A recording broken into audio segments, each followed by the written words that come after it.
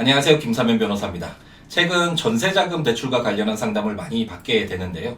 며칠 전에 상담을 받으셨던 분도 임대인이었는데 전세 대출금에 질권이 설정되어 있다는 것을 잘 모르고 임차인에게 보증금을 지급했다가 결국 은행에 또다시 전세 보증금을 지급해야 하는 상황에 처하게 되어서 임차인이 임대인으로부터 받은 보증금을 은행에 갚으면 문제가 전혀 되지 않는데 만일 갚지 않으면 임대인이 결국 손해를 보게 되는데요.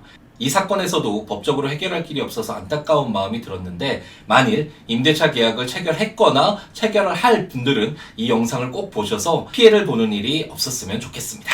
참고로 일상에서 전세보증금이라고 하는 것이 법률적으로는 임대차 계약에 따른 임대차 보증금을 의미하거든요. 하지만 이 영상에서는 이해의 편의를 위해서 전세보증금이라고 하겠습니다.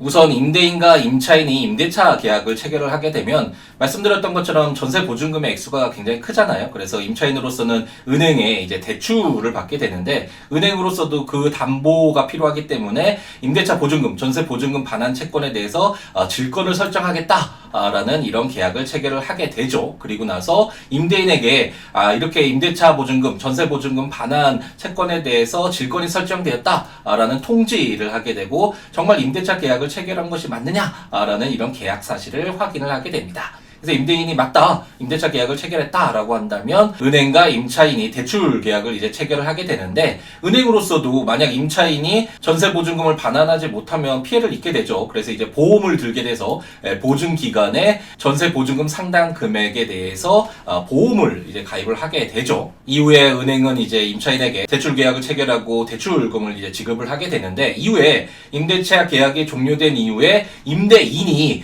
이 임대차 보증금, 전세 보증금의 대출금을 임차인이 아니라 은행에 지급을 하면 문제가 해결이 되는데 만약에 임대인이 은행에 지급을 하지 않고 임차인에게 지급을 했다. 전세 보증금을 은행에 대출금 상환에 쓰는 것이 아니라 개별적으로 개인적으로 썼다라고 해서 이제 대출금을 갚지 못했다라고 한다면 은행으로서는 이제 보험사고가 발생을 했잖아요. 그래서 보험기관에 전세 보증금에 해당하는 금액을 달라라는 청구를 해서 보험기관이 은행에 지급을 하게 되고 보증기관이 이제 보험기관이 은행이 임대인에게 청구할 수 있는 전세 보증금 상당의 금액을 구상권이라는 것을 행사하게 돼서 보증기관이 전세 보증금 상당의 금액을 지급하라 라는 청구를 하게 됩니다.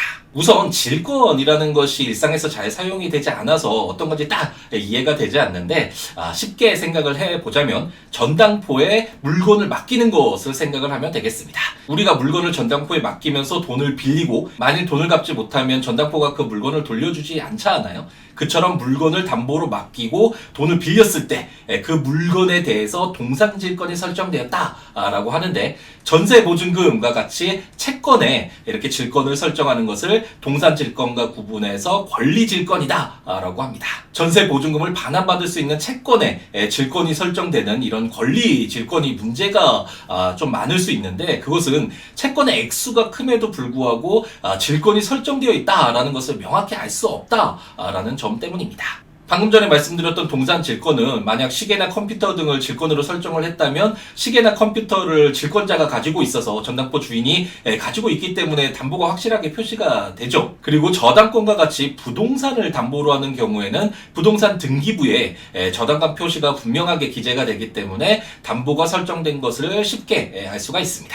하지만 권리질권은 일반적으로 채권자인 은행과 채무자인 임차인 사이의 질권 계약이 성립이 되죠. 그리고 임대인과 같은 제3자에게는 임차인에게 지급해야 하는 전세보증금에 질권이 설정되었다라는 그런 통지를 받게 되기 때문에 질권이 설정되는지 여부가 명확하게 확인이 되는 수단이 없습니다. 특히 기존 임대인의 경우에는 일반적으로 전세보증금 대출을 이제 받을 때 임차인이 받을 때 임대인에게 전세보증금 대출 받는 것을 승인하실 건가요? 라고 이렇게 묻기 때문에 그래도 사정이 나은데 만일 임대인이 건물을 팔았다. 임대차 계약이 종료되지 않았는데 그 중간에 만약 건물을 팔았다라고 했을 때 그 건물 매수인은 이제 그 임대차 계약을 그대로 승계를 하게 되거든요. 그 건물 매수인으로서는 전세 보증금의 질권이 설정되어 있는지 여부를 반드시 확인을 해야 되는데 그 과정이 쉽지가 않죠. 그리고 만일 임대차 계약이 종료되기 전에 임차인이 미리 건물을 인도하면서 전세 보증금을 지급해 달라라고 하면 대출금이 정말 다 상환되었는지 여부를 확인해야 되는데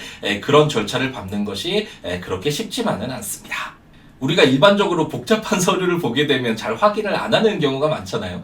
특히 질권이라고 하는데 이것이 무엇인지 귀찮게 느껴지기도 하고, 그래서 전세보증금의 질권이 설정되어 있는지 자세하게 확인을 하지 않는 경우가 있는데, 말씀드렸던 것처럼 전세보증금의 질권이 설정되어 있음에도 은행이 아니라 임차인에게 전세보증금을 지급하게 되면, 만일 임차인이 그 보증금을 다른 곳에 쓰고 다른 재산이 없다라고 한다면 임대인이 그 금액을 은행에 지급해야 하는 피해가 발생할 수 있습니다. 임차인이 전세보증금을 지급해 달라고 하면 은행에 전세보증금이 모두 변제되어 있는지 반드시 확인을 하고, 특히 임차인이 횡령죄로 실형을 받는다라고 해도 어쩔 수 없다라는 식으로 임대인을 속이는 경우도 있거든요. 전세보증금에 해당하는 대출금을 모두 변제했다라고 거짓말을 하고 전세보증금을 받는 경우도 있기 때문에 임차인의 말만 믿고 전세보증금을 바로 임차인에게 지급하지 않는 것이 무엇보다 중요할 것 같고, 그리고 통상 은행에서 전세보증금과 관련해서 그 통지문을 보내오거든요. 그렇기 때문에 서류를 보지 않거나 무시하지 말고